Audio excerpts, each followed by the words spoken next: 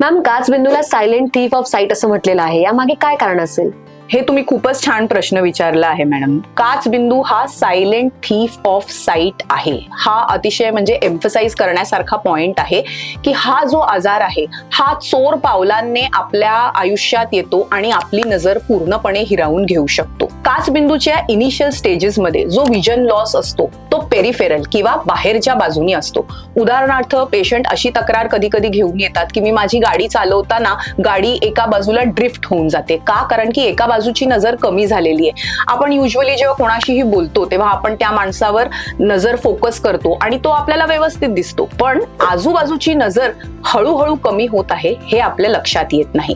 त्यामुळे काचबिंदू अतिशय चोर पावलाने येतो. हळूहळू तुमच्या बाहेरची म्हणजे पेरिफेरल विजनला हळूहळू संपवतो आणि मग अतिशय ऍडव्हान्स स्टेजेसमध्ये तो तुमच्या सेंट्रल विजनला अफेक्ट करतो. त्यामुळे आपल्या लक्षात येतं तोपर्यंत बऱ्यापैकी उशीर झालेला असतो. ऍटलिस्ट 80% डॅमेज लागतो जेव्हा तुमच्या लक्षात येईल की तुम्हाला काचबिंदू आहे. त्यामुळे हे निश्चितच खरं आहे की काचबिंदू हा silent thief of your site आहे. सो मॅम, हा काचबिंदू कुठल्याही वेदना किंवा सिम्पटम्स शिवाय होऊ शकतो का? आता जसं मी म्हटलं, काचबिंदू हा लवकर लक्षात येत नाही. ह्याच्यात तुम्हाला कोणत्याही प्रकारचा आय पेन होणार नाही, तुम्हाला कोणत्याही प्रकारचे सिम्पटम्स जाणवणार नाही.